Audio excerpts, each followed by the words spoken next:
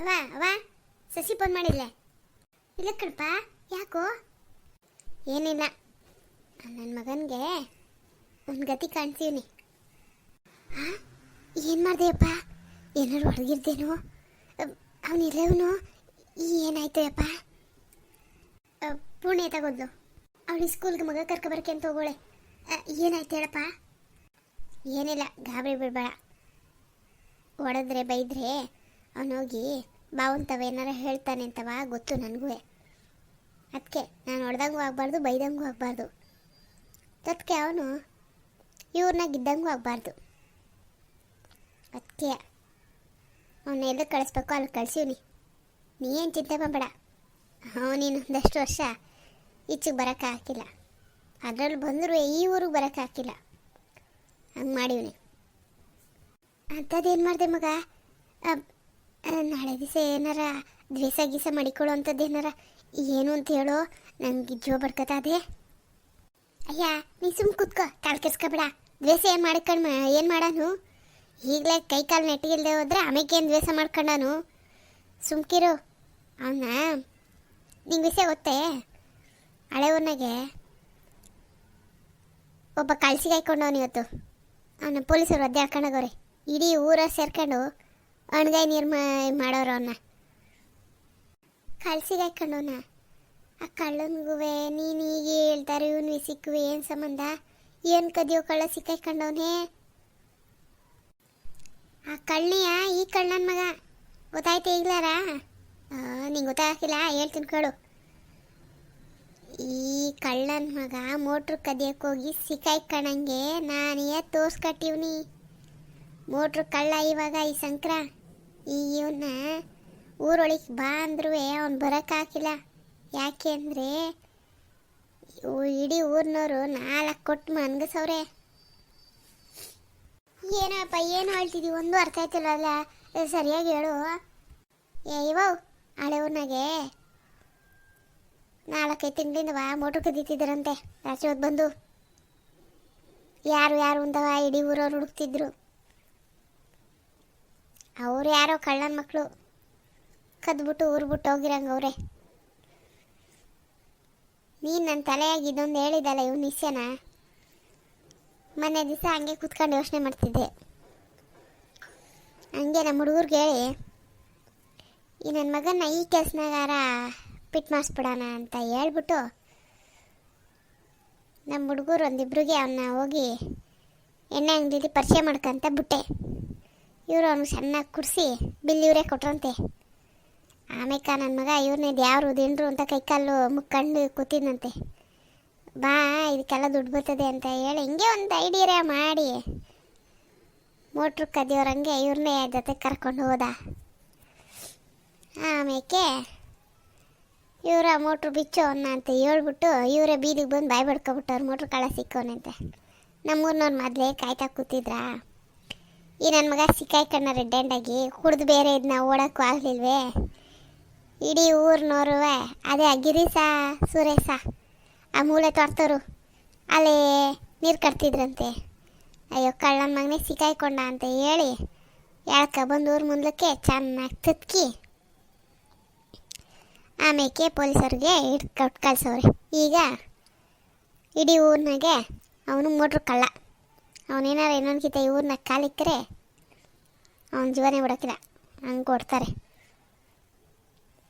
ಸಾಲದಕ್ಕೆ ಈಗ police station ಆಗವನೆ, ಯಾರು ಬಿಡಿಸ್ಕೊಬಿಡೋರು. ಅವನಿನ್ನು ಇವ್ರ ಕಡಿಗೂ ಸಸಿ ಕಡಿಗೂ ತಲೆನೇ ಹಾಕಿಲ್ಲ. ಹಾಂ, ಇಷ್ಟೆಲ್ಲ ಮಾಡ್ಬಿಟ್ಟ ಮಗ ಒಂದೇ ದಿವಸದಾಗೆ. ಇವ ಪ್ರಳಯ ಅಂತ ನನ್ನ ಮಗ ಕಳ್ಳ ನೀನು. ಈಗ ಆ ಹುಡುಗರಿಗೆ ಈ ವಿಷಯ ಎಲ್ಲ ಗೊತ್ತಾಯ್ತೆ? ಯಾರು ಹಾಕ್ಸೋರು ಗೊತ್ತೇ ವಿಷಯ ಇದು? ಯಾರು ನನ್ನ ಸ್ನೇಹಿತರಿಗ? ಸುಮ್ಕಿರು, ಅವ್ರಿಗೆ ಅವೆಲ್ಲ ಗೊತ್ತೇ ಆಗಿಲ್ಲ. ಹಂಗೆಲ್ಲ ಮನೆ ವಿಷಯ ಬಿಟ್ಕೊಟ್ಟೆನಾ? ಮನೆ ವಿಷಯ ಹೇಳಿಲ್ಲ.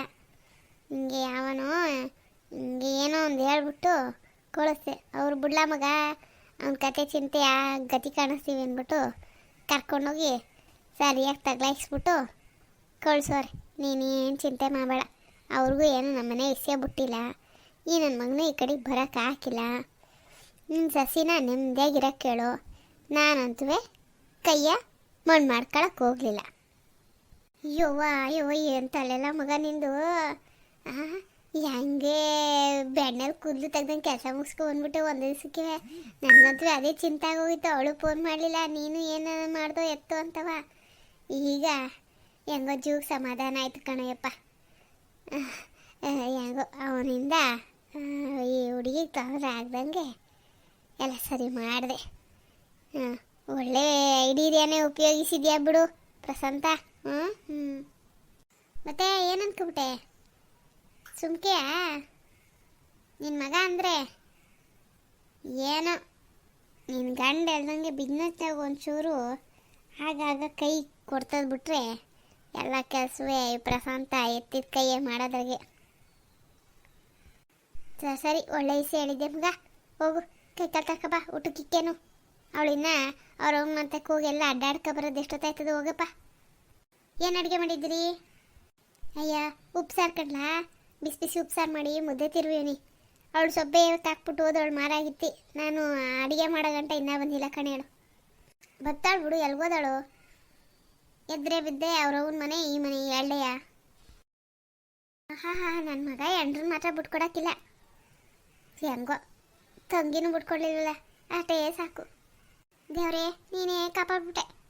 ಏನ್ಲೇ ಪದ್ದಿ, ದೇವ್ರ ಮೇಲೆ ಬೇಜಾನ್ ಭಕ್ತಿ ಬಂದಿರಂಗದೆ. ಏನು ದೇವ್ರಿಗೆ ಕಾಪಾಡ್ಬಿಟ್ಟೆ ಅಂತಿದ್ದೆ? ಏನು ವಿಷಯ?